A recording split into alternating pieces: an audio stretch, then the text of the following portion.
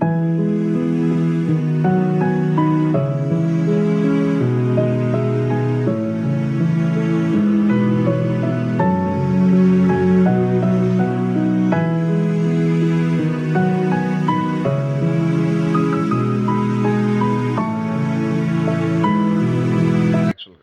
దీవెన ఎట్లా ఉంటుందంటే, యాకోబు గురించి చెప్పండి పదం ఏంటంటే మన కళ్ళమ్మ నీళ్ళు వస్తాయి. తన చివరి 17 సంవత్సరాల్లో ఆయన చూసిన ఆశీర్వాదం అబ్రహాం కూడా చూడలేదని చెప్తారు. ఎట్లా అంటే, తన చివరి అవసాన దశలో అబ్రహాం ఇంకొక ఆమెను పెళ్లి చేసుకుని పిల్లలు అన్నాడు. గమనించండి. ఇస్సాకు తన అవసాన దశలో కళ్ళు పోయి ఎవరిని దీవిస్తున్నాడో తెలియకుండా చేశాడు యాక్చువల్గా. కానీ యాకోబు తన చివరి దశలో తన కళ్ళు కనపడపోయినప్పటికీ తప్పు చేయకపోగా 12 గోత్రాలను కూర్చున్న ప్రవచనం ఇప్పటికీ నెరవేరుతూనే ఉంది. ఆయన సచ్ ఎ వండర్ఫుల్ మ్యాన్ ఈ వాస్ యాక్చువల్ చెప్పాలంటే. అతడు పొరపాటు లేని దైవ ప్రత్యక్షతను పరిపూర్ణంగా చూసిన వ్యక్తి. అతను పరిశుద్ధాత్మ చేత ఎడతెగ కొట్టబడి తన స్వయంలో సరిచేయబడిన వ్యక్తి ఆయన యాక్చువల్గా. అతడు దైవికమైన ప్రత్యక్షను ఎంత బాగా చూశాడంటే, ఆ రోజుల్లో ఈ ప్రపంచం అంతటికీ ప్రభు ఎవరో ఫరో. అతని దగ్గర ఉంది బియ్యం, ఇంకెవరి దగ్గర లేవు ధాన్యం. అలాంటి వాడిని చూసి అతన్ని ఆశీర్వదించాడు. యాక్చువల్గా నిజానికి ఎవరిని ఆశీర్వదించాలా? మనకి ఆ కరువు ఉందని చెప్పి బియ్యం కోసం వెళ్ళిన వాడిని ఆయన ఆశీర్వదించాలి లెక్క ప్రకారం. ఈయన వెళ్ళి ఆయన ఆశీర్వదిస్తాడు. ఫస్ట్ ఎలాగానే ఆశీర్వదిస్తాడు. ఆయన చూసి నువ్వు ఎన్ని సంవత్సరాలు బతికావంటే బైబిల్ అట్లా రాసలేదు, నీ దినాలు ఎన్ని అని అడుగుతాడు యాక్చువల్గా. కానీ ఈయన వెంటనే ఏం చెప్తాడంటే, ఎంతైనా కానీ నా పితరులు అన్నీ కాదులే అంటాడు. యాక్చువల్ ఆ ఎక్స్ప్రెషన్ ఎట్లుందంటే, ఫరోని ఏం మాత్రం కూడా పెద్దోడికి ఎంచలా, దేవుడినే పెద్దోడికి ఎంచాడు. మళ్ళీ తిరిగి వెళ్ళేటప్పుడు కూడా మళ్ళీ ఫరోని ఆశీర్వదించినట్టు రాసి ఉంటుంది అక్కడ. యాక్చువల్గా ఎంత నిండిపోయి ఉంటే ఆశీర్వాదాలతో ఆ మాట మాట్లాడతాడు యాక్చువల్గా. గమనించండి వాస్తవాన్ని. ఫరో అబ్జెక్టివ్ ఫీల్ అవ్వలేదు, అతను ఏమీ అభ్యంతరం పడలేదు యాక్చువల్గా. ఎందుకంటే అతను పూర్తిగా స్పిరిచువల్ మ్యాన్, ఒక మాటలో స్పిరిచువల్ మ్యాన్. అతను ఆత్మ సంబంధమైన మనుషుడు. అతడు దేవుడి చేత నిజంగా దీవించబడిన వాడే కదా. మన లైఫ్లో చాలాసార్లు చర్చ్కి అటువంటి ఆశీర్వాదం ఉంటుంది. బట్ స్టిల్ మనం ఎక్స్పెక్ట్ చేసేది ఏంటి తెలిసే, మా గుడారం మారలేదు, పెద్ద పడలేదు అన్నట్టు ఆలోచిస్తూ ఉంటాం. కానీ యాక్చువల్గా చాలాసార్లు దేవుడు కట్టేది ఎలాగో తెలిసే, ప్రతి బిలీవర్ని ఆయన స్టాండ్ చేస్తాడు. యాక్చువల్గా ప్రతి బిలీవరు పొరపాటు లేని రీతిలో ప్రభువుని గురించి అండర్స్టాండింగ్ కలిగి ఉంటాడు. That would be the blessing actually. అది అసలైన బ్లెస్సింగ్ అవుతుంది. ప్రతి వ్యక్తిలో ఉన్న రివైవ్ అతను ప్రార్థించేటప్పుడు, అతను కలిసి వచ్చినప్పుడు, అతను మాట్లాడేటప్పుడు, అతను షేర్ చేసుకునేటప్పుడు ఆ జీవం బయటికి పొంగి రావడం అనేది, that would be the great blessing and we should expect it. మనం దాన్ని కోరుకోవాలి. అది అంతకు తక్కువగా దేన్ని కోరుకున్నా మనం ఏమవుతాం తెలుసా, ఏసేవు లెక్క. అంటే మన కంటికి కనపడేది నా అది నిలిచి ఉండే ఆశీర్వాదాలు మనకు కొన్నిసార్లు అర్థం కాకపోవచ్చు. సో ఈ పాట అంత చక్కగా మనకి ఓ చక్కటి వర్తమానాన్ని ఇచ్చింది ఎప్పుడు యాక్చువల్గా కదా. మేము ఇంకా చెప్పాలనుకున్నాం కానీ అక్కడ ఇప్పుడైతే సమయం కాదు. అది యాక్చువల్ సియోన్లో నుండి ఆయన మమ్మల్ని ఆస్వాదిస్తారంటే, సియోన్ అంటే ఏంటి? మందిరం పేరు కాదు. సియోన్ అంటే జ్యేష్ఠుల సంఘం. హెబ్రీయుల రాసిన పత్రిక 11వ అధ్యాయంలో, క్షమించండి 12 లేదా 13వ అధ్యాయంలో చెప్పబడేది. అక్కడ ఓవర్కమర్స్ ఉంటారు, పొరపాటు లేని వ్యక్తులు ఉంటారు. వాళ్ళందరినీ కలిపితే దేవుడి యొక్క ప్రజెన్స్ ఉంటుంది, దేవుడి యొక్క ఇల్లు అది. అందులో నుంచి ఆయన మనల్ని ఆశీర్వదిస్తాడు. ఎట్లా? ఆయనే మనలో నుంచి బయటికి వెళ్తాడు, అది ఆశీర్వాదం. యాక్చువల్ ఆయనే మనలో నుంచి బయటికి వెళ్తాడు ధారాళంగా, అది ఆశీర్వాదం. నేను చాలాసార్లు ఈరోజు కూడా నేను డానియల్తో మాట్లాడాను. ఏం మాట్లాడంటే, యాక్చువల్గా చర్చ్ లైఫ్లో మనకంటూ ఒక ఐడెంటిఫికేషన్ కావాలని కోరుకుంటాం. యాక్చువల్గా నాకు ఒక కుటుంబం, లోకం మనకు అదే నేర్పించింది. నాకొక పేరు, లేదా నాకొక సౌకర్యం, ఒక మాటలో సంథింగ్ నాకొక బాటిల్, నాకొక బైబుల్, ఎప్పుడు ఇట్లాగే ఆలోచిస్తాం. బట్ ఇన్ క్రిస్టియానిటీలో, ఇన్ ద చర్చ్ లైఫ్లో, you might have any identification, but you have only identification that is nothing but Jesus Christ himself. యేసుక్రీస్తు అనే ఐడెంటిఫికేషన్ తప్ప ఇంకేం ఉండదు మనకి. ఎందుకంటే మనం అందరం దేంట్లో భాగాలం అయిపోతాం? ఆయన బాడీలో దేహాలం అయిపోతాం. ఈ చెయ్యికి ప్రత్యేకంగా చెయ్యి అనే ఐడెంటిఫికేషన్ ఉంటుందా? ఈ చెయ్యిని ఒక్కటే ఫోటో తీయండి, ఇది ఎవరు చేయని అడుగుతారు వాళ్ళు. అడగరా? ఆ ఫోటో కనుక ఎక్కడి వరకు లేకపోతే ఈ చెయ్యికి విలువే లేదు. మన సిచ్యువేషన్ కూడా అంతే. మనం ఎప్పుడైతే ప్రభుతో కలిసి సమిష్టిగా ఉంటామో, that would be our identification. అది ఐడెంటిఫికేషన్. ఇది ఎంతో చక్కటి విషయం. అది అర్థమైనప్పుడు ఎంత చక్కగా ఉంటుంది యాక్చువల్గా. సో ఇప్పుడు మనం అందరం కూడా మనకి ఈ ఎటువంటి అండర్స్టాండింగ్ అంతే సమతుల్యంగా అందరికీ పంచబడాలి. అట్లా పంచబడుతున్నప్పుడు దేవుడు ఒక సజీవమైన బాడీని ఆయన చూస్తూ ఉంటాడు. లోకం దాన్ని గమనించిద్ది. తన ప్రజల్ని ఆయన ఆకర్షించుకుంటాడు, తన ప్రజల్ని ఆయన స్ట్రెంథన్ చేస్తాడు, ఎంపవర్ చేస్తాడు, తన ప్రజల్ని ఆయన వాడుకుంటాడు. అది ఎంత గొప్ప బ్లెస్సింగ్ కదా.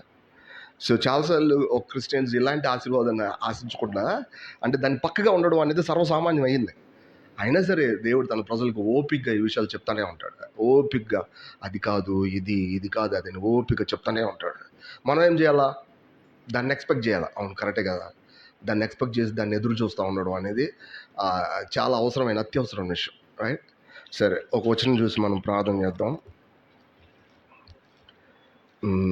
పేతురు రాసిన 2వ పత్రిక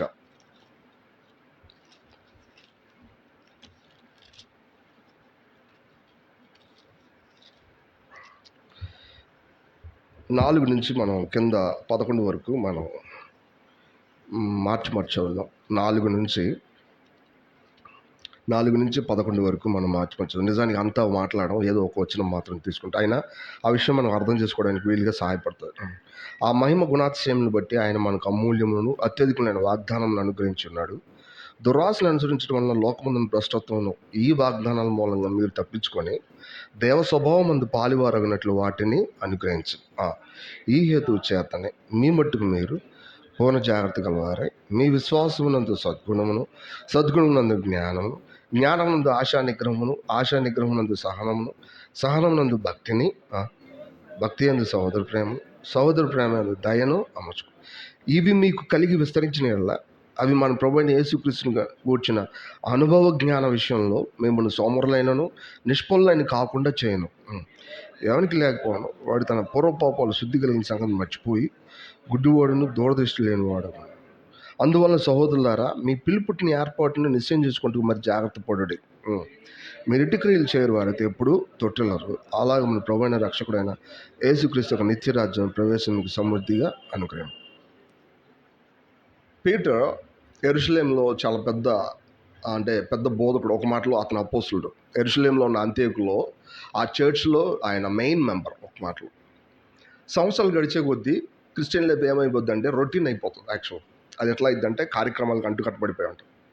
సమయానికి రావడం, సమయానికి వెళ్ళడం, వందనాలు చెప్పడం, సహోదరులు వీళ్ళు మాకు తెలుసు అని చెప్పుకోవడం, ఇది ఒక రకమైనటువంటి అనుభవం అనే సీనియారిటీ వైపు తిరుగుతూ ఉంటుంది. కానీ అపోస్తులు ఏం చెప్పాలనుకుంటున్నాడంటే, వాస్తవానికి మనం ఎట్లా అయితే తెలియకుండానే మన పుట్టిన దగ్గర నుంచి ఎదుగుతూ ఉండి మన దేహం పెరుగుతుండి మన జీవం పెరుగుతుందో, దానికి ఉన్నటువంటి స్థానం ఎట్లయితే పెరిగి పెద్ద అవుతుందో, అట్లనే ఆత్మ సంబంధం జీవితంలో కూడా ఏముంటుంది? ఎదుగుదల అనేది ఉంటుంది. యాక్చువల్గా ఈ ఎదుగుదల విషయంలో కూడా ఎట్లాంటి ఎదుగుదల అంటే, ఆయన మీకు ఈ లోకంలో ఉన్నటువంటి ఎదుగుదల అనే భ్రష్టత్వం నుంచి తప్పించుకోవడానికి మీకు ఏమిస్తాడంటే వాగ్దానాలు ఇస్తాడు.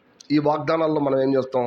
ఎక్స్పెక్ట్ చేస్తాం ఆయన దగ్గర నుంచి. ఈ ఎట్లాంటివి అంటే అమూల్యాలు, అత్యధికాలైన వాగ్దానాలు. యాక్చువల్గా ఈ వాగ్దానాలు ఎప్పుడు కూడా షరతులతో కూడినవి ఉంటాయి.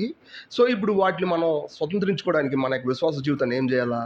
పెంచుకోవాలి. యాక్చువల్గా మనం ఇక్కడ నుంచున్నాం, లేదు మీకు అది కూడా ఇస్తానని చెప్పినప్పుడు మనం ఏం చేయాలి? దాన్ని చూసి ఆశించాలా. ఆయన చెప్పకుండా ఆశించకూడదు, అది విశ్వాసం అవ్వదు. యాక్చువల్గా మళ్ళీ ఆయన చెప్పిన తర్వాతనే ఆశించాలి. అబ్రహాం చూడండి, ఇదిగో ఇదంతా అన్నప్పుడు అప్పుడు అబ్రహాం తన కన్నులు ఎత్తి ఇలా చూశాడని రాసి ఉంటుంది. యాక్చువల్గా అప్పుడు దాకా చూడలేదా అని ఆశ్చర్యం అవుతుంది. యాక్చువల్గా తన చుట్టూ ఉన్న ప్లేస్ని చూడమా, రోడ్డు మీద వెళ్తాం మనం చూడమా, కానీ అబ్రహాం అప్పుడు దాకా చూడలేదని నమ్మాలి. ఒక మాటలు చెప్పాలి, ఎటువంటి సందేహం లేదు. అబ్రహాం తన కన్నులు ఎత్తి అవన్నీ చూసి అప్పుడు దాకా చూడలేదు. ఎందుకంటే దేవుడు అతను చెప్పే వరకు కూడా అతను దాన్ని చూడడు, అది నాదని అనుకోడు. యాక్చువల్గా అట్లనే ఇక్కడ వాగ్దానాలు చెప్పగానే మనం దాన్ని ఎక్స్పెక్ట్ చేస్తాం. ఈ వాగ్దానాల మూలన మీరు దేంట్లో ఎదుగుతారంటే దైవ స్వభావంలో ఎదుగుతారు. దైవ స్వభావం ఎట్లా ఉంటుంది? దైవ స్వభావం అంటేనే, దేవుడి స్వభావం అంటేనే దాన్ని మనం ఏమంటామంటే పరిశుద్ధత అంటాం. యాక్చువల్గా పరిశుద్ధత అనేది దాని అర్థం ఏంటంటే, ఈ భూ సంబంధమైనటువంటి లైఫ్ కాదు, అది పరలోక సంబంధమైన జీవం. ఆ జీవం మనలో నివసించడం మూలాన పరలోక సంబంధమైన ప్రజలుగా మనం పనిచేస్తూ ఉంటాం. యాక్చువల్గా ఇది పరిశుద్ధత అంటే. చేతులు బాగా కడుక్కోవడం పరిశుద్ధత. నీతి అది అంత మాత్రమే. పవిత్రత అనే పదానికి, పరిశుద్ధ అనే పదానికి లాట్ ఆఫ్ డిఫరెన్స్ బిట్వీన్ వాటి రెండింటి మధ్యలో. మనం ఏం చేస్తాం? యేసు రక్తం మనల్ని కడిగి పరిశుద్ధులుగా చేసేదని లేదు, పవిత్రులుగా చేసింది. పరిశుద్ధత అనేది ఆత్మ మనలో ప్రవేశించడం మూలాన జరిగేదాన్ని పరిశుద్ధత అంటాం యాక్చువల్గా. సో ఇప్పుడు మనం పరలోక సంబంధమైన ఆత్మను అనుసరించి ప్రవర్తించడం మూలాన మనం ఏమవుతాం? పరిశుద్ధులు అవుతాం. అది దేవ స్వభావం. కానీ ఇక్కడ ఉన్న ఎక్స్పెక్టేషన్ ఏంటంటే, ఏదైతే మీలో ఉందో అది మీలోంచి బయటికి రానివ్వండి. అది మీలోంచి బయటకు వచ్చినప్పుడు మీరు ఇట్టి క్రియలు చేయవారైతే అనే పదానికి లింక్ అవుతుంది. అది బయటకు రానివ్వండి. అప్పుడు మీ పిలుపుని కూర్చున్న కన్ఫర్మేషన్ మీకు వచ్చేసింది. మాకుంది అని చెప్పుకోవడం ఖచ్చితంగా విశ్వాసమే. బట్ అదే విశ్వాసం అది ఎట్లా ఉండాలి? మీ లోపల నుంచి బయటికి రానివ్వండి. Let it come out. అది బయటికి రానివ్వండి. అది బయటకు వచ్చినప్పుడు అది మీలోంచి జీవంగా ఉండి మీరు అర్థం చేసుకునేది ఏంటంటే, దేవుడు మనలో ఉండి మనలోంచి బయటకు వస్తాడనే ఆ విషయం ఎవ్వరు కూడా మిమ్మల్ని ఆయన యొక్క పిలుపు విషయంలో లేదా ఆయన యొక్క ఏర్పాటు విషయంలో కొంచెం పైపైన ఉన్నారని చెప్పడానికి కూడా వీలు కలగదు. ఇక ఎట్లా ఉంటుందంటే ఆయనతో మన సంబంధం లేకపోతే ఆయన మనలోంచి ఎట్ట వస్తాడు, బయటికి రాలేడు. ఆధునిక క్రైస్తవుల మధ్యలో ఉన్న సమస్య ఏంటి తెలిసే, మాకు అన్నీ తెలుసు అని చెప్పుకుంటారు, అనుభవంలో ఏం చేస్తారు, చాలా బలహీనంగా ఉంటారు. ఇది సమస్య. పేతురు ఇదే చెప్తాను, కోట్ చేస్తున్నారు. ఇది అందరికీ అవసరమైన విషయమే. ఆయన ఏమన్నాడంటే, మీలో నుండి ఆయన బయటికి రానివ్వండి. ఎట్లా వస్తాడు ఆయన, ఎట్లా వస్తాడు? ఇది చాలా చాలా ఇంపార్టెంట్. అయితే పైన కొన్ని విషయాలు ఉన్నాయి, వాటన్నిటి గురించి మనం అర్థం చేసుకోవాలి. కానీ 1 by 1 ఒకటి మనం అర్థం చేసుకోవాలి. ఈరోజు అయితే ఒక విషయాన్ని చూద్దాం. చూడండి ఒకసారి, నేను ఆల్రెడీ ఇంతకుముందు చెప్పానేమో, నాకు గుర్తొస్తా ఉంది ఒకసారి, అయినా సరే మళ్ళీ ఒకసారి ప్రయత్నం చేద్దాం. 5th నుంచి చదువుదాం. 5th నుంచి. అంటే ఈ కారణం చేత అనే పదం చాలా చాలా ప్రాముఖ్యం అక్కడ. ఈ కారణం చేతనే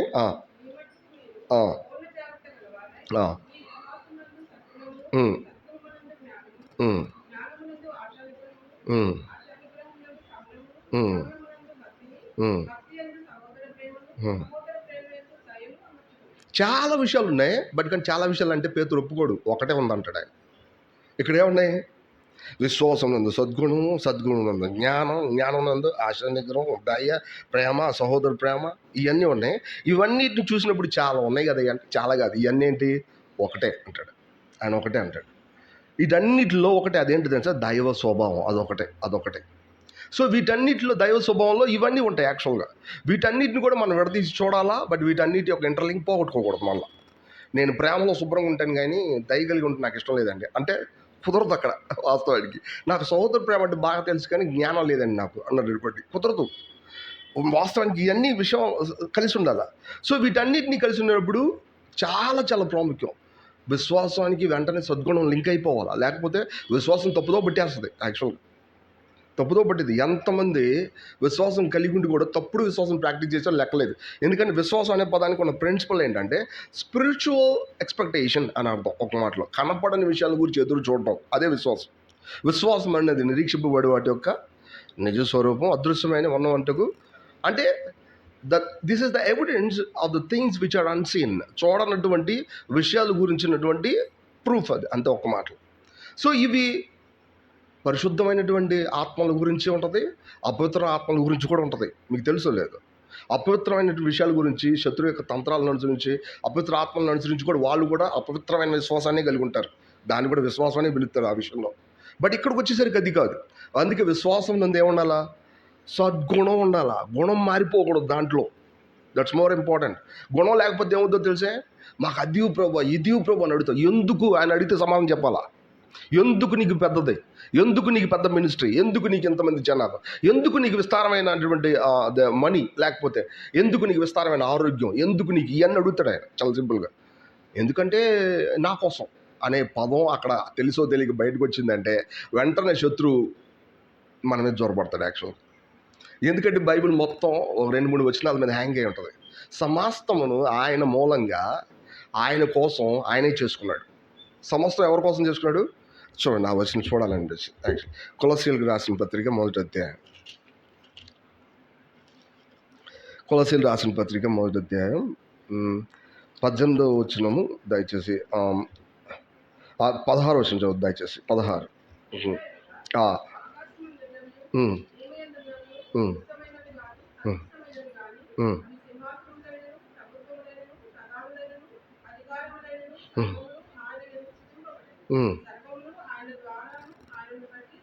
చూసారా ఏం రాయబడుతుంది అక్కడ? సర్వమును ఆయన ద్వారా, ఆయన్ని బట్టి, అంటే ఆయనలో అని అర్థం, ఆయన కోసం అని అర్థం. ఒక మాట, సర్వమును ఆయనే చేసుకున్నాడు, ఆయన కోసం చేసుకున్నాడు, ఆయనలోనే చేసుకున్నాడు. ఇది ఇంగ్లీష్ వర్షన్ యాక్చువల్గా. ఇప్పుడు ఈ రోజంతా ఎక్కడో ఉంది? ఆయనలో ఉంది. మనకున్న ప్రతి విషయం ఎవరితో తెలుసా? ఆయనదే యాక్చువల్గా.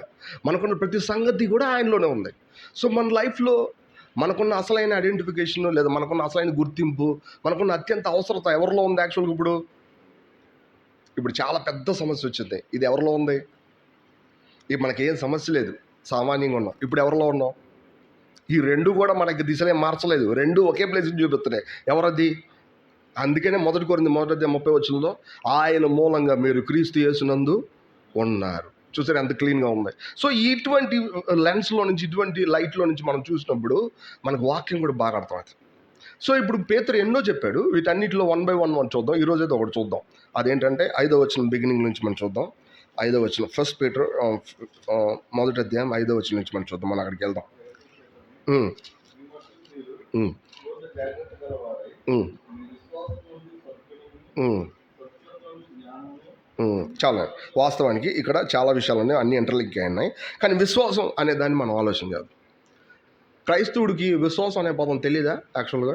ఎప్పటి నుంచో తెలుసా యాక్చువల్గా. అంతేకాదు, వీళ్ళని క్రైస్తవులు అనే బదులు ఇంకోసారి విశ్వాసులు అని కూడా పిలుస్తారు, బిలీవర్స్ అని పిలుస్తారు. నేను ఒకసారి ఏదో బైబిల్ లాంటికి సంబంధించిన బైబిలే నేను ఒక చోట తీసుకెళ్ళి లాయర్ దగ్గరికి వెళ్ళాల్సి వచ్చింది.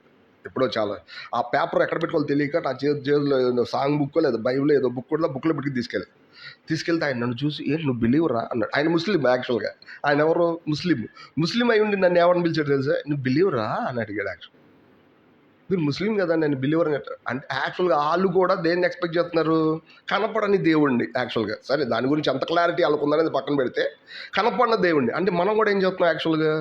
బయటికి కనపడినటువంటి దేవుణ్ణి చూస్తున్నాం, కానీ మనం అనుభవిస్తూ ఉన్నాం యాక్చువల్గా. సో ఇప్పుడు విషయం ఏంటంటే, బిలీవర్స్ అని పిలవడం అనేది సర్వసామాన్యం. కానీ విశ్వాసం అనేది ఎట్టుంది? మనం చాలా జాగ్రత్తగా ఆలోచిస్తే దానికి కనీసం న్యూ టెస్ట్మెంట్ మేజర్గా 3 స్టెప్స్ చూపించింది. కనీసం మేజర్గా 3 స్టెప్స్. విశ్వాసం అంటే ఎట్లా ఉంది? జనరల్గా మీరు ఎట్లా విశ్వాసులు అయ్యారు అని నేను అడిగాను అనుకోండి, ఏం సమాధానం చెప్తారు? ఎట్లా మీరు విశ్వాసులు అయ్యారు అంటే, మమ్మల్ని అందరూ విశ్వాసులు అన్నారండి, అందుకే మేము విశ్వాసులు అయిపోయాం అందరూ. యాక్చువల్గా విశ్వాసులు ఎట్టయ్యారు? ఆయన ఎందు విశ్వాసం వచ్చారు అంటే వి కుడ్ ఫైండ్ హిమ్. ఆయన మనం కనుక్కోగలిగాం కదా, ఆయన ఉన్నాడు. బట్ కానీ ఆయన మన కంటికి కనబడట్లేదు. కొంతమంది ఉంటారు పెద్దవాళ్ళు యాక్చువల్గా, వాళ్ళు చక్కగా మందిరానికి టైంకి వస్తారు. యాక్చువల్గా మీ జీవితంలో ఎన్ని లేఖనాలు తెలుసు అంటే ఎక్కువ తెలియదు వాళ్ళకి. కానీ వాళ్ళకి ఏం తెలుసు? దేవుడు ఉన్నాడు, మా ప్రార్థనలకి జవాబులు ఇస్తాడు అని ఖచ్చితంగా చెప్తారు. అవునా కాదు?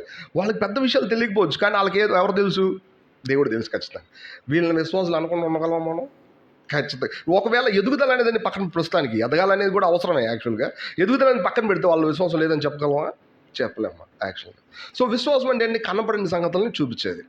కానీ ఈ విశ్వాసం ఎట్టొచ్చింది అంటే, రాను ఇది చాలా తప్పుదో పట్టింది. ఎందుకంటే విశ్వాసం అనేది దాన్ని ఏమని మాట్లాడారంటే, క్రియలు లేని విశ్వాసం. ఆ మాట తప్పు అనకూడదు. ఎందుకంటే దాన్ని కూడా మనం చూద్దాం. యాక్చువల్గా తప్పు అనకూడదు. అందుకని వీళ్ళు ఏం చేస్తారంటే క్రియలు చేస్తూ ఉన్నారు.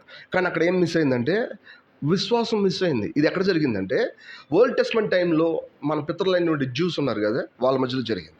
వాళ్ళకి ధర్మశాస్త్రం ఇవ్వబడింది. కాబట్టి ధర్మశాస్త్రం ప్రకారం ఏం చేస్తున్నారు? వాళ్ళు చక్కగా అన్ని పనులు చేస్తున్నారు. దాన్ని వాళ్ళు ఏమంటున్నారు తెలుసా? అబ్రహాం సంతానం మేము అంటున్నారు. ఎందుకని? వాళ్ళకి ధర్మశాస్త్రం ఇవ్వబడింది. అబ్రహాము మీ తండ్రి అని చెప్పి హెబ్రీలు అనే పేరు వాళ్ళకి వచ్చేసింది. ఎందుకంటే ఫస్ట్ హెబ్రీడ్ అని ఎవరిని పిలిచారు? యాక్చువల్గా అబ్రహామునే పిలిచారు. అందుకని వీళ్ళు కూడా హెబ్రీలు అయిపోయారు. యాక్చువల్గా వీళ్ళు కూడా ఐగుప్తు నుంచి బయటకు వచ్చారు. ప్రభు కూడా, దేవుడు కూడా అబ్రహాము దేవుడును, ఇస్సాకు దేవుడిని, యాకోబు దేవుడిని అని తను చెప్పుకున్నాడు. మోషే కూడా అట్టనే చెప్పాడు. యాక్చువల్గా అబ్రహాం దేవుడు, ఇస్సాకు దేవుడు చెప్పి, ఇప్పుడు వీళ్ళు ఏం చెప్పుకుంటే అబ్రహాం మా తండ్రి అని చెప్పాడు. కానీ పౌలు వచ్చేసి అబ్రహాం మీ తండ్రి ఎట్టవుతాడు? మీ తండ్రి అవ్వడం. ఇంత గట్టి మాట ఎలా జీర్ణించుకుంటారు అసలు? అబ్రహాం మా తండ్రి కాదు అంత రాళ్ళతో కూడా చంపండి అంటారు యాక్చువల్గా. అవునా కదా? యాక్చువల్గా అబ్రహాం మీ తండ్రి కాదు. విశ్వాస సంబంధమైన పిల్లలకు మాత్రమే ఆయన ఎవరవుతాడు? తండ్రి అవుతాడు. ఎందుకంటే నీకు ధర్మశాస్త్రం రాకముందే అబ్రహాం ఎవరిని నమ్మాడు? దేవుడిని. అంటే మీకు స్వతహాగా క్రియలు లేనప్పుడే అబ్రహాం ఎవరిని నమ్మాడు? దేవుడిని నమ్మాడు. కాబట్టి విశ్వాసం అనేది ధర్మశాస్త్ర సంబంధమైన క్రియల మూలంగా కలిగేది కాదు. అంటే ఇప్పుడు క్రియలు ఉన్నాయి, ఎందుకు పనికిరావు? క్రియలు ఉన్నాయి, బట్ ఎందుకు పనికిరావు? ఎందుకంటే దానికి విశ్వాసం అనేది లేదు. యాక్చువల్గా మీరు ధర్మశాస్త్ర సంబంధమైన క్రియలు చేస్తున్నారు, బట్ యాక్చువల్గా అది విశ్వాసం కానే కాదు. చూడండి, ఆ వచ్చిన చదువుదాం ఒకసారి. గలతీయులకు రాసిన పత్రిక,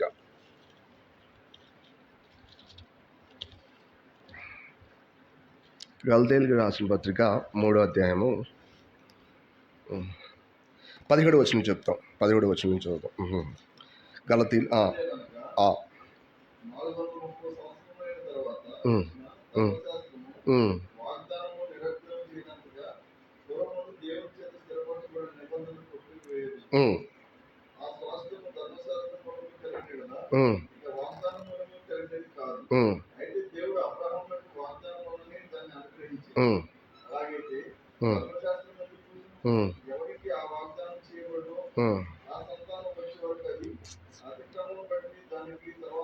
ఇవ్వబడెను.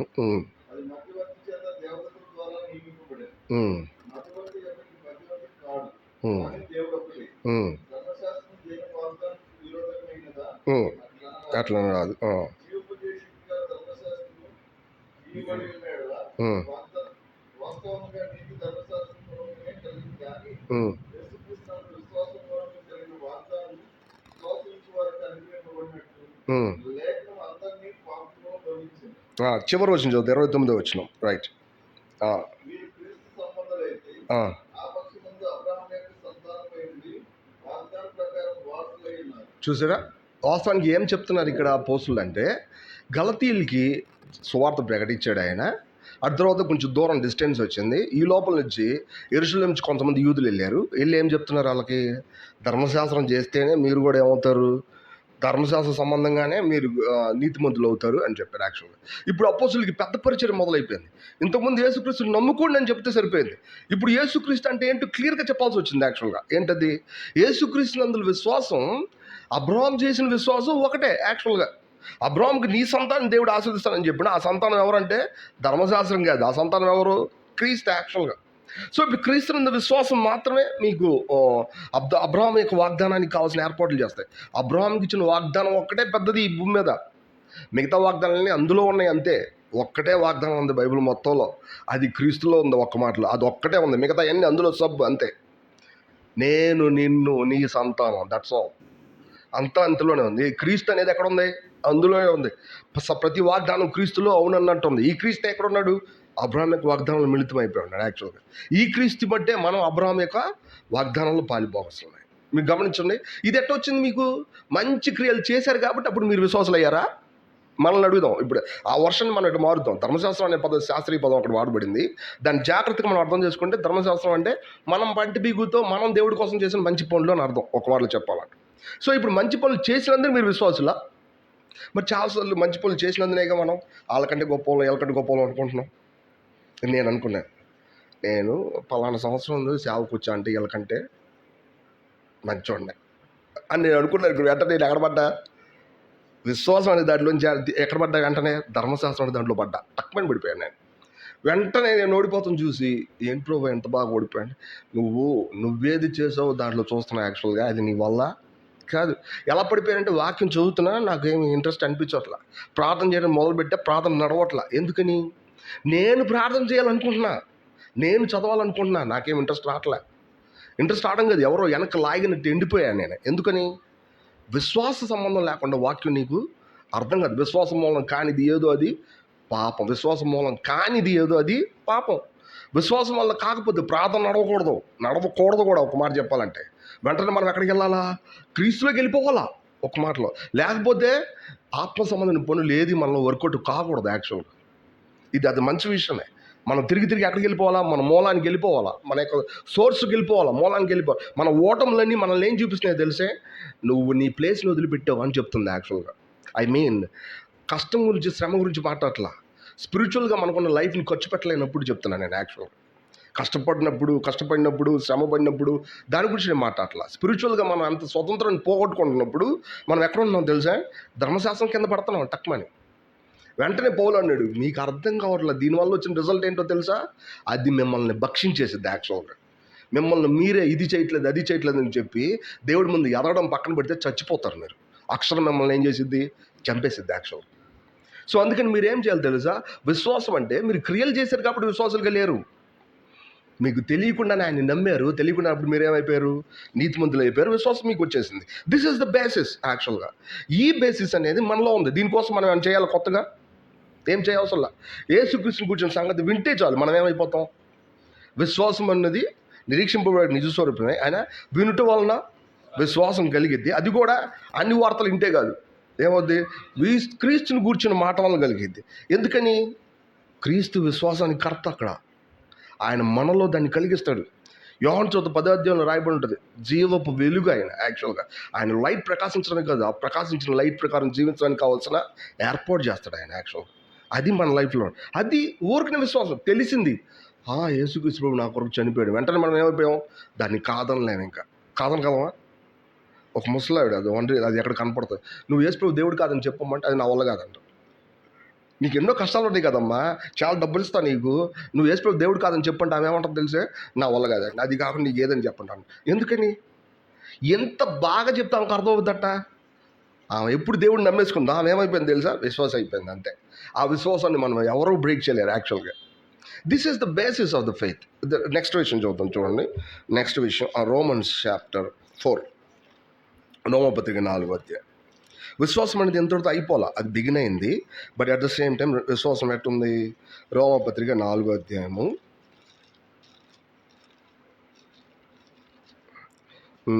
4వ అధ్యాయము విశ్వాసం 18 నుంచి చదువుదాం. 18 నుంచి. ఇక్కడ కూడా అబ్రహాం కూర్చుని సంబంధం ఇదే విషయం అది. 4:18 నుంచి చదువుదాం. నీ సంతానం అనేక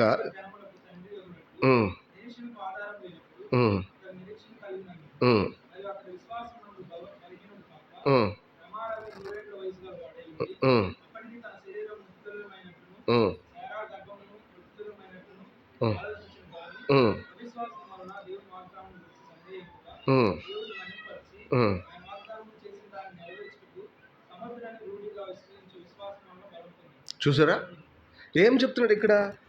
అబ్రహాము చాలా డిలే అయినందున వాగ్దానం చెప్పిన దాన్ని, తన సారా చెప్పినటువంటి మాటని హాగరుతో కలిసి వెళ్ళి ఏమేం చేశాడు? ఇస్మాయిల్ని ప్రొడ్యూస్ చేశాడు కదా. దీన్ని అవిశ్వాసం అని చెప్పట్లే ఇక్కడ. ఆయన ఏం చెప్తాడు తెలిసే?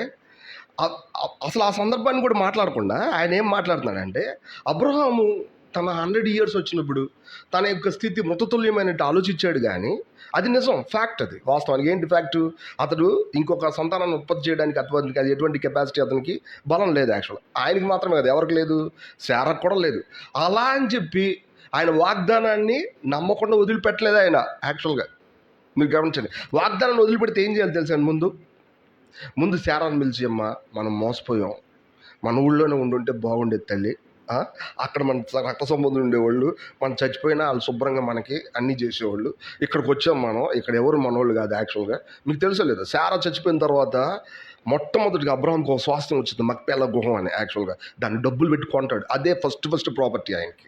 క్యానన్లో ఆయన ఫస్ట్ ప్రాపర్టీ ఏంటంటే ఆ యొక్క సింధూర వృక్షం కింద ఉన్నటువంటి మక్పేలా గుహ. ఆ గుహ మాత్రమే యాక్చువల్గా డబ్బులు పెట్టుకుంటాడు అక్కడ. చూడండి, అదొక్కటే ప్రాపర్టీ. ఇప్పుడు వరకు ఆయన ప్రాపర్టీ లేనేలేదు, ఒక చోట లేనేలేదు యాక్చువల్గా. సో ఇలాంటి ప్లేస్లో ఆయన ఏమనుకోవాలా? వెంటనే వెనక్కి తిరిగి ఆలోచించాలి కదా. ఆయన అట్ట ఆలోచించలేదు. అతను మృతతుల్యమైనట్టు ఆలోచించాడే కానీ అతడు అవిశ్వాసం ఉంది, ఆ వాగ్దానాన్ని గురించి సందేహించలేదు. అంతే కదా అక్కడ రాసింది. ఆ వాగ్దానాన్ని విశ్వసించడం వల్ల, ఆ విశ్వాసం వల్ల ఏం చేశాడు? బలం పొందాడు. That's very very important. విశ్వాసం వల్ల చాలాసార్లు మనం ఏమవుతాం తెలుసా? బలం పొందుతాం. అది బయటికి కనపడదు, మన మధ్యలో ఏం లావు అవ్వదు, కానీ మన లోపల కాన్ఫిడెన్స్ వచ్చింది. యాక్చువల్గా ఏంటి ఆ కాన్ఫిడెన్స్ తెలుసా? హన్న ప్రార్థన చేసింది. ప్రార్థన చేసి సమూయేలు ఇంకా రాలేదు, ఇంకా పెన్నెన్న కూడా ఆమెను దిప్పిపడవడం మానలేదు. కానీ ఎవరికి వచ్చింది బలం? ఆమెకు వచ్చేసింది బలం. ఎందుకని? తన ప్రార్థన ఎవరి చేత అంగీకరించబడిందో కాన్ఫిడెన్స్ ఎవరికి వచ్చేసింది? ఆమెకు లోపల వచ్చేసింది. యాక్చువల్గా ఇది విశ్వాసం వల్ల బలం పొందడం.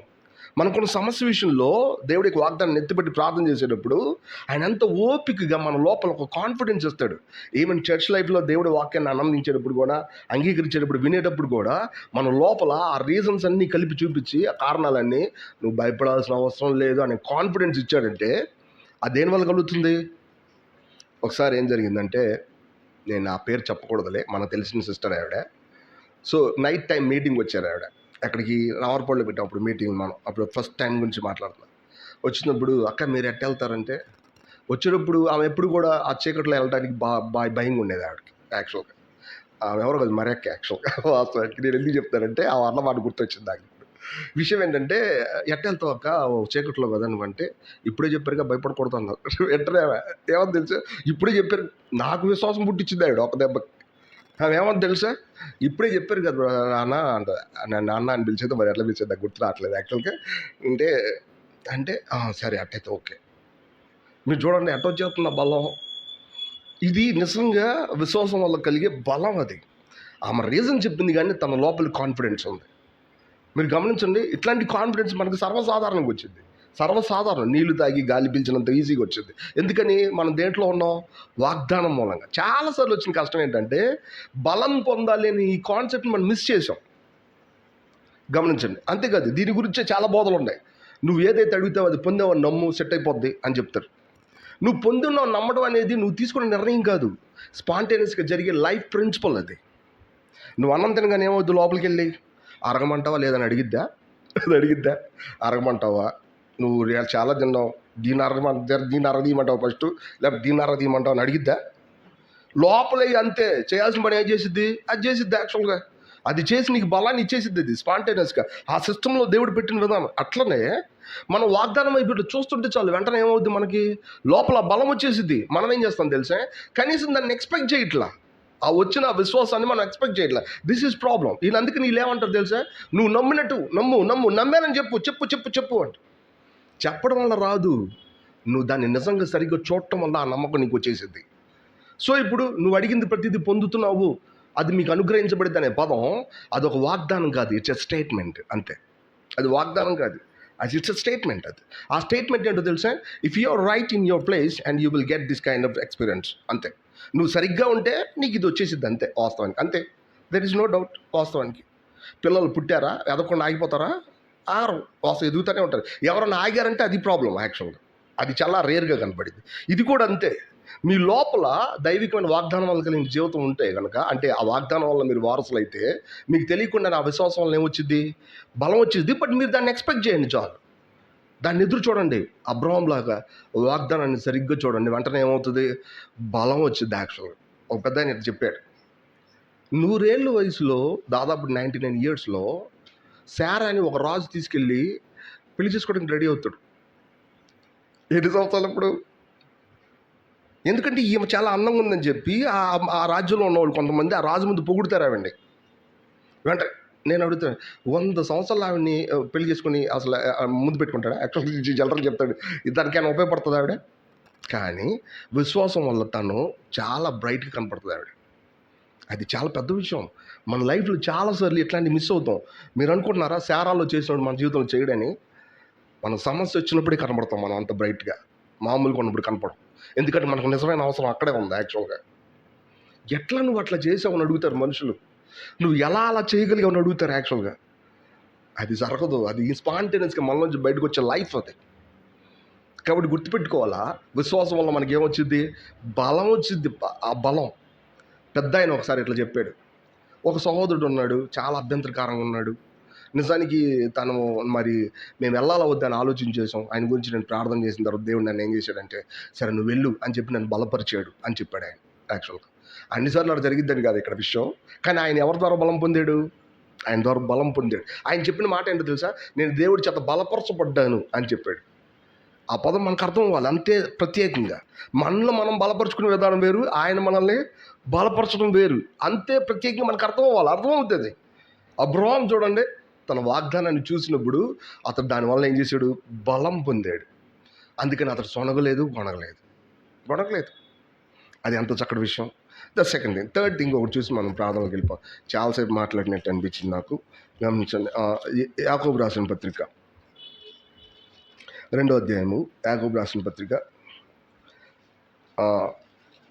14 నుంచి చదువుదాం. 14 నుంచి 2nd chapter 14 from the word. Anyone?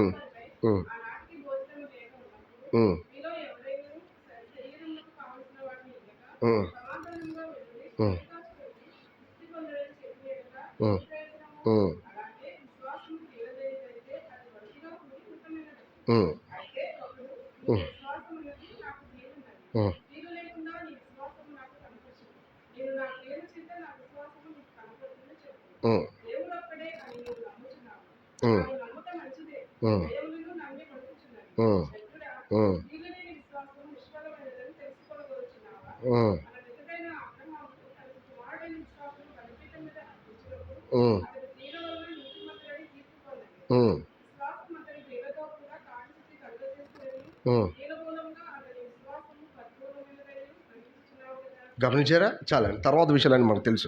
ఇక్కడ కూడా ఎవరి గురించి రాయబడింది? అదేంటి, అబ్రహాము 15th chapterలో అబ్రహాం దేవుని నమ్మిన అతను నీతిగా ఎంచబడెను. అంతే కంప్లీట్ కదా? నో. నీతి అనేది ఎప్పుడు కంప్లీట్ అయిందంటే అబ్రహాం 22nd చాప్టర్లో మోరియా పర్వతం మీద ఇస్సాకుని బలిగా అర్పించినప్పుడు అది కంప్లీట్ అయింది. 15th చాప్టర్లో అది బిగిన్ అయింది. యాక్చువల్గా బలం పొందినప్పుడు అది ప్రాసెస్లో ఉంది. బట్ ఎప్పుడు కంప్లీట్ అయింది అది? 22nd చాప్టర్లో 22వ అధ్యాయంలో మోరియా పర్వతం మీద ఇస్సాకుని బలిగా అర్పించినప్పుడు అని చెప్పేయాలి. ఎందుకంటే ఎబ్రిల్ రాసిన ప్రతి కట్టగా రాసేది అర్పించినట్టు అర్పించి తీసేశాడు అని రాయలేదు. యాక్చువల్గా వాళ్ళు చాలాసార్లు అట్లా మాట్లాడే అవకాశం ఉంటుంది. యాక్చువల్ అట్లా లేదు, అది ఏం చేశాడు అని రాస్తుంది. యాక్చువల్ మృతుల్లో నుంచి అతను పొందాడు అని రాస్తుంది. యాక్చువల్గా ఇక్కడ ఏం చెప్తున్నాడు యాకోబు ఏం చెప్తున్నాడంటే క్రియలు లేని విశ్వాసం మృతమైందని నువ్వు తెలీదా అని. ఇంతకుముందు ధర్మశాస్త్ర సంబంధమైన క్రియల మూలంగా విశ్వాసం లేనే లేదు. జాగ్రత్తగా గమనించాలి. ఇక్కడ ఇప్పుడు ఏం జరుగుతుంది? విశ్వాసం అనేది ఇట్ ఈస్ బిగినింగ్, అది బలం పొందిద్ది. But at the same time అది ఏం చేసిద్ది? క్రియ కూడా చేసిద్ది. యాక్చువల్గా అంటే విశ్వాసం అనేది నిరీక్షింపబడి వాటి యొక్క నిజస్వరూపం. That means we can understand, we can touch it. మనం దాన్ని అనుభవించగలం, దాన్ని అర్థం చేసుకోగలం. నిజస్వరూపం అంటే రియల్ అని అర్థం. నేను చాలాసార్లు చెప్పాను. నా వాయిస్ మీకు వినపడుతుందంటే అదేమైంది? మీ కళ్ళకు రియల్ కాదు, మీ చెవులకి అదేమైంది? రియల్ అయింది. యాక్చువల్ సో ఇది రియల్. ఒకవేళ నేను చెవిటోండి అయితే అది నాకు నిజపరచబడలా. దాని అర్థం అక్కడ సౌండ్ లేదని కాదు, నాకు నిజపరచబడాల. యాక్చువల్గా సో చాలాసార్లు విశ్వాసం అనేది ఎట్లాంటిదంటే రియల్ అనేది క్రియకు సంబంధించిన విషయం. ఇది యాక్చువల్గా అపోస్తలుడు పేతురు 2nd చాప్టర్లో చెప్పింది. మీ విశ్వాసం వల్ల మీ క్రియలు మీరు బహిర్గతం చేయండి. అప్పుడు మీరు ఏమవుతారు? కన్ఫర్మ్ అవుతున్నారు. ఏమని? That Jesus is living with in you and also he is coming out from you. మీలో నుంచి బయటకు వస్తున్నాడు అని దాని అర్థం. ఇది మనల్ని కన్ఫర్మ్ చేసేది. మీరు ప్రార్థన చేయండి, బైబిల్ చదవండి, వందనాలు చెప్పండి, మీ పక్కన వాళ్ళతో మాట్లాడండి, ఇంట్లో వాళ్ళతో మాట్లాడండి, కానీ మీలో నుంచి ఎవరు రావాలి? యేసు రావాలి. అది మిమ్మల్ని ఏం చేస్తుందో తెలుసా? కన్ఫర్మేషన్ ఇస్తుంది. ఏమన్నట్టు తెలుసా? మీరు ఆయన వచ్చినప్పుడు సడన్గా ఎత్తబడతారు. అది అక్కడ ఉన్నటువంటి పేతురు యొక్క ఎక్స్ప్రెషన్. ఎవరికైతే ఇటు విషయాలు లేవో వాళ్ళు ఎట్ట ఉంటారో తెలుసా? అద్దంలో మొహం చూసుకుంటారు, బయటికి వెళ్ళిన తర్వాత రూపం ఎట్ట ఉండదో మర్చిపోతారు.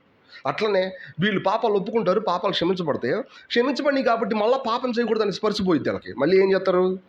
మళ్ళీ అదే పాపం చేస్తారు. అంటే ఎలా ఉంది? ఎదుగుదల అనేది లేదు. ఎంతసేపు తుడుచుకోవడం, మళ్ళీ అంటించుకోవడం, మళ్ళీ తుడుచుకోవడం, అంటించుకోవడం. ఎదుగుదల ఉందా? కడుగుతాడన్నమాట కరెక్టే, తుడుచుకోవడం అనేది ఉంటుందన్నమాట కరెక్టే. ఇంతకుముందు పెద్ద గాయమైంది అనుకోండి, పెద్ద బురద అంటుంది అనుకోండి, ఇప్పుడు ఏమవ్వాలా? దానికంటే చిన్న బురద అందాలా. అంతేగాని అదే బురద మళ్ళా అంటుతుంది అనుకోండి, దాని అర్థం ఏంటో తెలుసా? అది ఎదుగుదల కాదు. ఇది చాలాసార్లు మనం అర్థం చేసుకోవాలి. ఇదే ప్రకటన గ్రంథం 7వ అధ్యాయంలో చెప్పబడింది. ఆయన రక్తంలో వాళ్ళు వస్త్రాలు ఉతుక్కొని ఎట్ట తెలిపోయిపోతే మళ్ళీ బురదే కదా. అంటే అది ఎట్ట తెలిపోతాయి అంటే వాళ్ళు ఈ రోజు కడుక్కున్న చోట రేపొద్దున అక్కడ కడుక్కోరు, అక్కడ వేరే చోట కడుక్కుంటారు. ఎందుకంటే అక్కడ గాయమైంది. ఈ రోజు కడుక్కున్న చోట వాళ్ళు మళ్ళీ బురద అంటించుకోరు అక్కడ. అది దాని అర్థం. మనకు అర్థం అవ్వాల్సింది ఏంటంటే కడగడం అనేది రెగ్యులర్ ప్రాసెస్. బట్ కానీ అందులో మనకేం కనపడాలంటే ఎదుగుదల కనపడాలి. ఈ ఎదుగుదల కూడా ఎట్లా ప్రూవ్ చేయబడింది అంటే మనలోంచి ఆయన బయటకు వచ్చే క్రియల మూలంగా. అక్కడ చాలా మాటలు రాశాడు యాకోబు. మీరు చూడండి, ఒకడంటారంట వచ్చి నాకు విశ్వాసం ఉంది, నీకు క్రియలు ఉన్నాయి, ఈ రెండు కలిసి మ్యాచ్ చేద్దాం. అసలు ఇట్లాంటి కంపారిజన్ ఏంటి? ఎట్లా రాశాడు అనిపించింది నాకు. ఇట్లా ఎందుకు రాశాడు ఆయన? మనం అంటామంట దానికి బదులుగా నేను తింటే నీ ఆకలి తీరిద్దా అని కూడా అంటాం. యాక్చువల్గా అంటాం లేదా? కానీ ఇక్కడ ఉంటుంది స్పిరిచువల్ లైఫ్లో మనం అట్టనే ఉంటాం. నేను డబ్బులు పెడతాను, నువ్వు సేవ చేయి అంటారు. అంటారు లేదా? ఏమైనా మ్యాచ్ అవుతుంది? అది ఇప్పుడు మ్యాచ్ అవ్వదు. మీకు తెలుసో లేదో 16th century నుంచి ఇప్పుడు వరకు కూడా ఇలాంటి విధానం జరుగుతూనే ఉంది తెలుసా. ఒక ఆయన వస్తాడు, ఆయన వేరే విషయాలు చూసుకుంటాడు, వీళ్ళు వేరే విషయాలు చేసుకుంటారు. ఎందుకంటే వీళ్ళు యాజకులు అయిపోయారు, వీళ్ళు ఓనర్లు అయిపోయారు. సేవ అట్టాటిదా? అది ఖచ్చితంగా విశ్వాసం అనేదాన్ని బ్రేక్ చేసేసింది. అది భక్సింగా దానికి బదులు ఏమన్నాడు తెలుసా? నీ హృదయం మారకపోతే నీ రూపాయి కూడా మాకు వద్దు అన్నాడు. యాక్చువల్ ఆయన అన్నాడు ఏమన్నా తెలుసా? నీ హృదయం మారకపోతే అంటే దాని అర్థం ఏంటో తెలుసా? అతను విశ్వాసం అనేదాన్ని బ్రేక్ చేయట్లేదు. యాక్చువల్గా అంటే నేను ఇది ఒక్కదాన్ని చెప్పట్లా, చాలా చోట్ల మనం అట్లా కొన్నిసార్లు ఏంటంటే నేను నాకున్న దానితో నేను కాదు నీకున్నదంతా బాడీలో ఒక అవయవమే కానీ వేరేది కాదు. నువ్వు ఇది అర్థం చేసుకోగలిగితే నీకున్న ప్రతి అఫర్ట్ కూడా ఎందులో చూస్తావు? విశ్వాసంలో నుంచి, క్రీస్తు యొక్క దేహంలో నుంచే చూస్తావు. అందులోంచి బయటికి వెళ్ళామంటే ఏమవుతుందో తెలుసా? యాకోబు చెప్పినట్టు నాకు విశ్వాసం ఉంది, నీ క్రియలో అనే పదం అది నిజంగా అబ్నార్మల్ కదా. నువ్వు నాకు నీళ్ళు పోయి అది అక్కడ పళ్ళు కోసుకో అన్నాడు. ఎట్టుంటుంది యాక్చువల్గా? ఆ మొక్కకు మనం నీళ్ళు పోతాం, అసలు ఏమైనా ఉందా? నేను నీకు నీళ్ళు పోయడం ఏంటి, అక్కడ పళ్ళు కోసుకోవడం ఏంటి అంటావా లేదా? యాక్చువల్గా ఒక చెట్టు దగ్గర ఇట్టనే ఉంటుంది అంతే కదా. అక్కడ పెద్ద మాట అన్నాడు ఏంటి తెలుసా? విశ్వాస సంబంధమైన క్రియలు లేకపోతే ఏమని పిలిచాడు? దయ్యాలని పిలిచాడు. ఏమని పిలిచాడు తెలుసా అక్కడ? ఎందుకంటే దయ్యాలు కూడా నమ్మి వణుకుతున్నాయి కదా. మరి ఇంక మనకి దానికి ప్రత్యేకత ఏముంది? దయ్యాలు కూడా దేవుడు అంటే ఏంటి తెలీదా? తెలుసు. ఆయన చూస్తే భయపడవా? మరి ఎందుకని ఇది దయ్యాలు అయినాయి తెలుసా? దేవుడికి లోబడవు, క్రియలు చేయాలని ఇష్టపడవు యాక్చువల్గా. మీకు తెలుసో లేదో, దేవుడి క్రియలు నమ్మకంగా లోబడిన వాళ్ళు ఏమవుతారో తెలుసా? మీరు చూస్తలేదా? నేను ఆదివారం కొంతమంది చూస్తుంటారు యాక్చువల్గా. మీరు గమనించండి, దయ్యాలు అయిపోతారు వాళ్ళు. ఎట్లా తెలుసా? మంచి చెడు వివేచనే ఉండదు. తిమోతికి అనేవాళ్ళు యాక్చువల్గా విశ్వాసులు మోర్ సీనియర్స్ అయితే పిశాచులు అయిపోతారు. నిజమది. ఆ పదం నిజం. ఎందుకో తెలిసే, క్రియలు అనే విషయాన్ని సీరియస్గా తీసుకోకుండా, విశ్వాసం ప్రాక్టీస్ చేయకుండా, ఏయో కొన్ని క్రమాలు కొన్ని పద్ధతుల్లో మాత్రమే సీనియర్స్ అయిపోయినందున వీళ్ళు గ్రాడ్యువల్గా ఏమైపోతారు తెలిసే? పిశాచులు. అందుకే చాప తిన్నగా అయిపోతే పెద్ద పెద్ద గరుస్తారు. ఏదైనా కసువు కనపడింది అనుకోండి, అమ్మోలా పెద్ద పెద్ద గరుస్తారు. నీళ్ళు ఏమైనా కొంచెం ఎక్కువ పడిపోతే పెద్ద గరుస్తారు. అన్నం కొంచెం మిగిలిపోయిందంటే పెద్ద గరుస్తారు. వీళ్ళు ఈ విషయంలో ఎంతో పట్టింపుకోవడం, నున్నగా ఉండాలి చక్కగా. ఇది నిజంగా ఆత్మ సంబంధం విషయాలు అయ్యి. చాప వేయాల్సింది ఎవరి కోసం? మన కోసమే కదా. మనకి చాప నేర్చుకునే వాళ్ళు వేయటం అనేది మనకు అవసరం కదా యాక్చువల్గా. వాళ్ళు సరి చేయాల్సిన మినిస్ట్రీ కదా ఇక్కడ జరిగేది యాక్చువల్గా. దాని గురించి నువ్వేమి పెద్ద ఇన్స్పెక్టర్ లాగా చేయాల్సిన అవసరం లేదు. ఇట్టోళ్ళు లేరు అనుకుంటున్నారు మీరు. దీన్నే క్రమశిక్షణ, దీన్నే క్రమం అని చెప్పిన వాళ్ళు కోకొలం ఉన్నారు యాక్చువల్గా. ఇదంతా ఏంటో తెలుసా? పూర్తిగా తప్పుదో పట్టింది. నిజానికి ఇక్కడ విషయం ఒకటే నేను చెప్పాలనుకున్నాను. నువ్వు ఒక పని చేయి. నువ్వు డ్రైవ్ చేస్తున్నావా? నువ్వు తెలుసుకో నీకు డ్రైవ్ చేయడం చేత కాదని. అండ్ నా గురించి నేను చెప్తున్నా. ఎందుకంటే నేను చాలాసార్లు పడిపోలే డ్రైవ్ చేసినప్పుడు. ఒకసారి పడిపోయా, గాయమైంది. కానీ ఆ ఒక్కసారి నన్ను ఏం చెప్తుందో తెలుసా? నీకు డ్రైవింగ్ సరిగ్గా రాదు అని ప్రూవ్ చేస్తాం యాక్చువల్గా. నా గాయం ఉంది ఇంకా అక్కడ. అది చూపిస్తాడు ఎంతసేపు. నేనేం చేయాలా? ప్రతిసారి ఎవరి మీద ఆధారపడాలా? బట్ క్రియ చేసేది నేనే. కానీ నాలోంచి ఎవరు రావాలి బయటికి? నేను ఇంటికి వెళ్ళగానే ప్రభువా థ్యాంక్ యూ, నువ్వు నాకు సహాయం చేశావు. యాక్చువల్గా మన లైఫ్లో క్రియ ఇట్ట మొదలవ్వాలి. ఆయన మీద ఆధారపడడం వల్ల వచ్చిన బలాన్ని మనం చూపించాలి. మనకు తెలియదా చాప వేయడం? వచ్చు. కానీ చాప తీయడం చేత కదా. మీటింగ్ అయిపోయిన తర్వాత నువ్వే తీసేబాక. ఎలా చేయాలా? దేవుడి మీద ఆధారపడు. దేవుడి మీద ఆధారపడి చాపతి. అది నీ క్షేమం యాక్చువల్గా. దేవుడి యొక్క బలం నీ మీద వర్కౌట్ అవుతుంది. ఈ ప్రిన్సిపల్ మారిపోయిందంటే క్రియలు విశ్వాసం రెండు సపరేట్ అయిపోతాయి.